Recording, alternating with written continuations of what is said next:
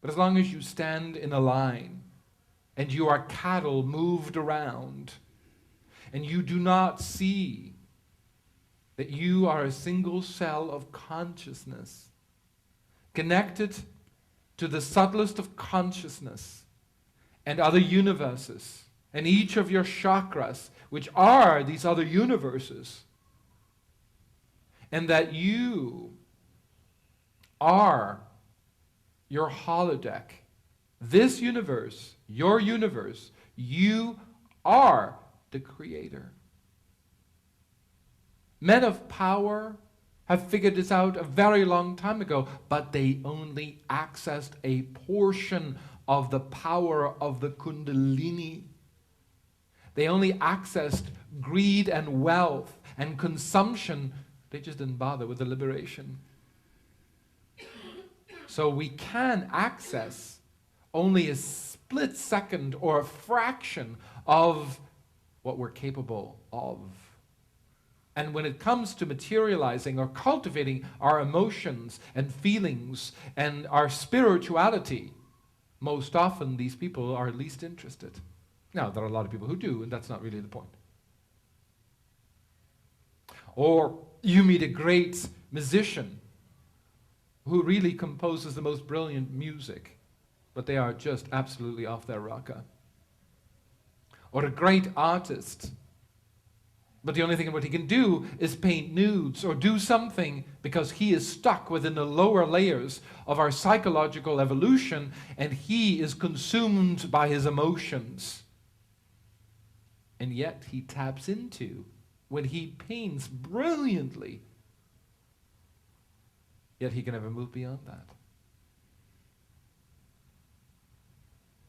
When we understand our shortcomings, and not in a sense of, oh well, that's just me.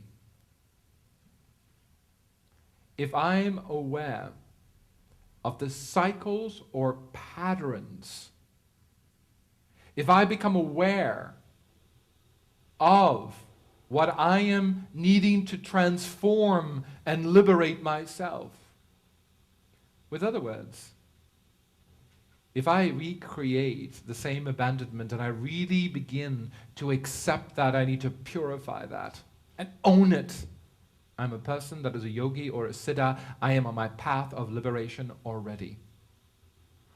When we sit and accept, come to terms, own our cycles, our shortcomings, our fears, and really confront them. I'm not simply by confronting them in the way you would by doing this, but recognizing, really say, I am addicted to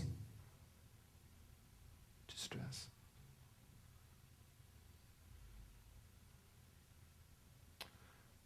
When the deterioration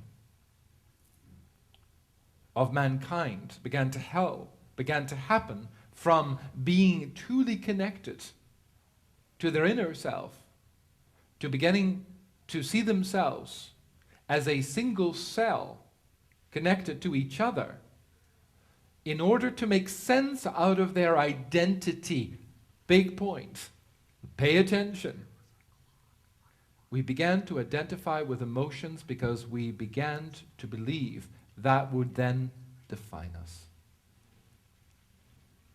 So,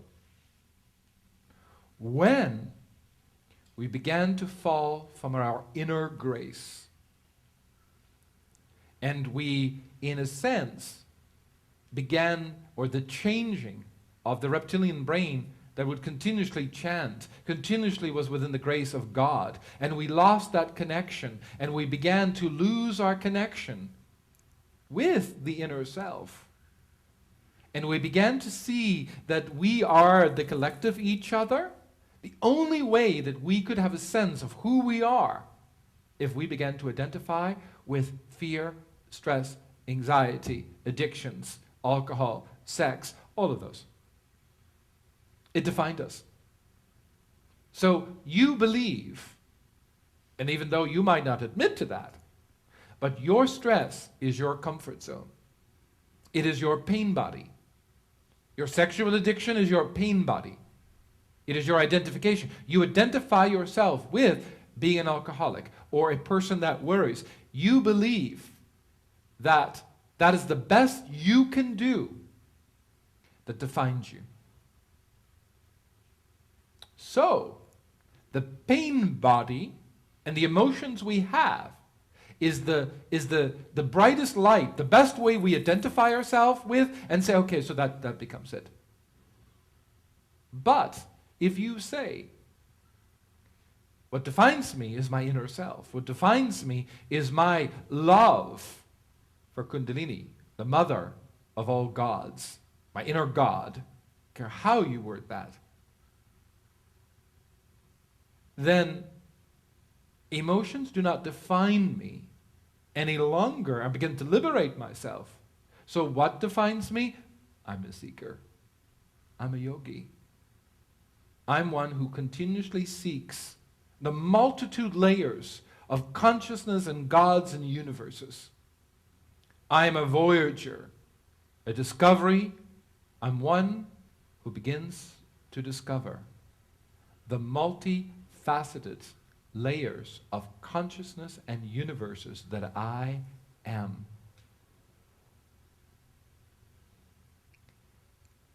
Do not let yourself become a statistic. Liberate yourself. See that emotions are just there to define a moment.